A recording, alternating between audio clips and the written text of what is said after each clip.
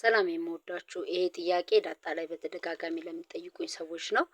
እኔ እንግዲህ የመጀመሪያ ስራዬ ምስኪኖቹ ይባላል። ከዛ በኋላ የኛ የቤተሰብ ድራማ ላይ የአለምዬና የዳዊትን እናት ሁኜ ሰርቻለሁኝ። እንድታስታውሱት ያክል ነው ፒክቸር ማስቀምጥላችሁ የማዛን ካራክተር የምታስታውሷት ከሆነ ከዛም ሰዋሰው የዲኤስቲቪ ድራማ ተከታታይ ነበረ የተገፉት እንዲሁ ይሄም የዲኤስቲቪ ድራማ ነው። ይሄ ደግሞ ዘር ፌርማታ ስሪ ላይ የሚለቀቀው ዘር የሚባለው ተከታታይ ድራማ ነው። እንዲሁም ፊልሞች ላይም እሳተፋለሁ። ይሄ እሪ በባዶ ላይ የተሰራ ፊልም ነው። ያው ፒክቸሮችን ያክል ነው ያስቀመጥኩላችሁ። እንዲሁም ይሄኛው ደግሞ የመጀመሪያ አሻራ የሚባል እንትን ነው ፊልም ነው። እዛ ላይ የተሰራ ነው። በጣም ቆንጆ የወንጀል ታሪክ ላይ የሚያተኩር በጣም ቆንጆ የነበረ ድራማ ነው።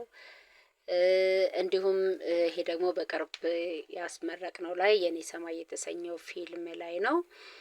ይሄ ደግሞ ያልነገርኩህ የተሰኘው ፊልም ነው።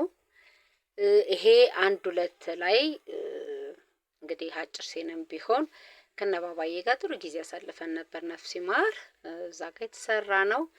ይሄ ደግሞ እንግዲህ በአባይ ቲቪ ላይ እንዲሁም ዲኤስቲቪ ላይ የነበረው ምስኪኖቹ የተሰኘው የሚገርም ሲትኮም በጣም ተወዳጅ የነበረ ከነወለላ ጋር ከናሽዬ ጋር ከነማስቴ ጋር ቆንጆ ጊዜ የነበረን በጣም ተወዳጅ የነበረ ፊልማችን ነው። ተከታታይ ድራማችን ነው። ይሄ ደግሞ በጣም ተወዳጅ የሆነው በቃና ላይ የሚታየው የልጅስ ድራማ ላይ የተሳተፍኩበት ነው።